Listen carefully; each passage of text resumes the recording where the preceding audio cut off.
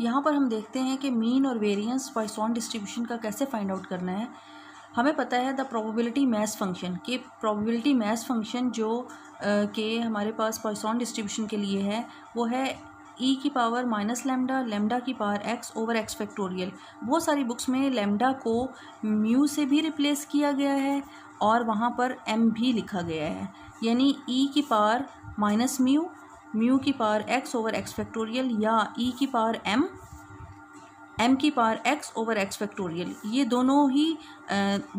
ये तीनों ही यूज़ होते हैं, लेमडा भी, मीन भी, m भी और म्यू भी।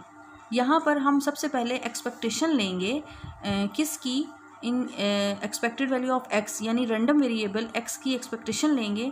तो चूँकि ये डिस्क्रीट रैंडम वेरिएबल है या डिस्क्रीट प्रोबेबिलिटी डिस्ट्रीब्यूशन है, यहाँ पर जब हम एक्सपेक्टेशन लेंगे तो हमारे पास फार्मूला कुछ इस तरह से बनेगा, summation x p of x। यहाँ पर जो p ऑफ x है उसकी जगह पर हमने फार्मूले को पुट किया है पॉइसन डिस्ट्रीब्यूशन के। Since the term x is equal to 0 and x factorial is equal to x into x minus 1 factorial, so expected value of x। अब ये चीज़ हमारे पास क्या बन जाती है, हमने इसको ब्रेक किया है, यहाँ पर हमने x फैक्टोरियल की जगह पर इसको एक्सपेंड करके x into x minus 1 factorial लिखा है और इसी तरह से ये एज इट इज़ आ जाएगा। और यहाँ पर हमने लेमडा की पावर x को भी थोड़ा सा ब्रेक किया है, वो इस वजह से कि हमने नीचे जो फैक्टोरियल में x माइनस 1 ये वाली टर्म आई है, लेमडा की पावर को भी हमने उसी टर्म में लेकर आना है। यहाँ पर देखें कि हमने जो कांस्टेंट थे वो बाहर निकाल लिए हैं, lambda e power minus lambda. यहाँ पर समेशन अंदर अप्लाई होगा, बाकी जो वैल्यूज़ रह जाएंगी वो यहाँ पर लिखी जाएंगी।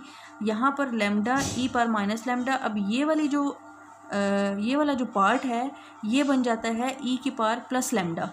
ये तो बाहर आ गया था हमारे पास। अब यहाँ पर ये जो टर्म बन जाती है ये बन जाती है e की पावर लेमडा, यानी ये टर्म हमारे पास इसके इक्वल होती है। अब यहाँ पर प्लस और माइनस कैंसिल होके हमारे पास सिर्फ और सिर्फ लेमडा बच जाएगा, यानी मीन या एवरेज या expected value of x Poisson distribution वो लेमडा के इक्वल होता है।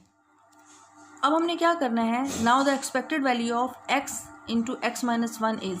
अब यहाँ पर हम एक्सपेक्टेशन लेंगे, पहले हमने सिर्फ x की एक्सपेक्टेशन ली थी, अब यहाँ पर हम x इंटू x माइनस 1 की एक्सपेक्टेशन लेंगे तो हमारे पास वो कुछ इस तरह से बनेगा।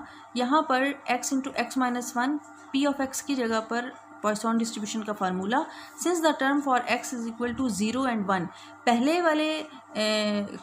वाली जब हमने एक्सपेक्टेशन ली थी उसमें हमने x को सिर्फ 0 पुट किया था, यहाँ पर हमने x को 0 भी पुट करना है और 1 भी पुट करना है, r0 एंड x फैक्टोरियल। अब x फैक्टोरियल वहाँ पर हमने किया था x into x minus 1 factorial और यहाँ पर क्लोज कर दिया था, लेकिन यहाँ पर चूँकि टू टर्म्स हमने बाहर निकाली हैं इसलिए यहाँ पर ये जो फैक्टोरियल है हमने इसको ओपन किया है x into x minus 1 x minus 2 factorial.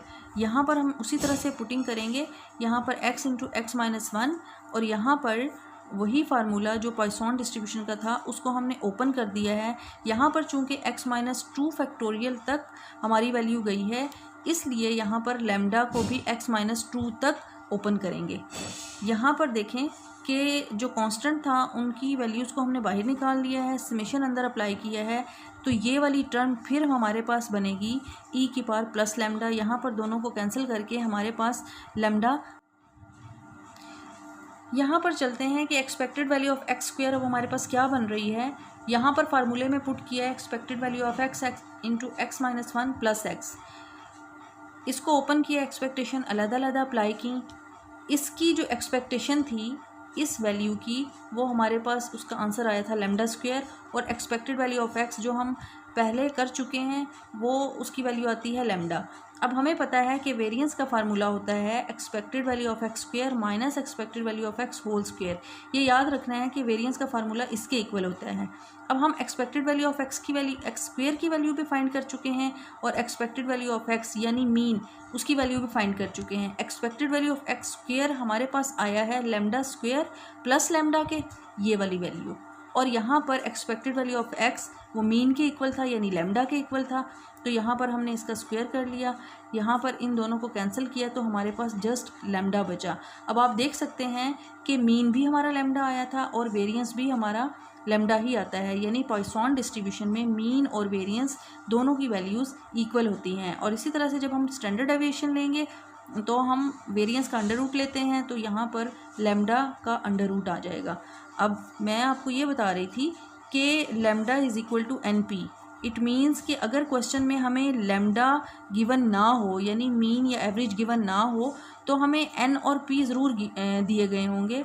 हमने पॉइसन लगाने के लिए एन और पी दोनों को मल्टीप्लाई कर लेना है, जिससे हमें लेमडा यानी मीन की वैल्यू मिल जाएगी, यानी एवरेज की वैल्यू मिल जाएगी, जो कि हमें रिक्वायर होती है पॉइसन डिस्ट्रीब्यूशन के क्वेश्चंस को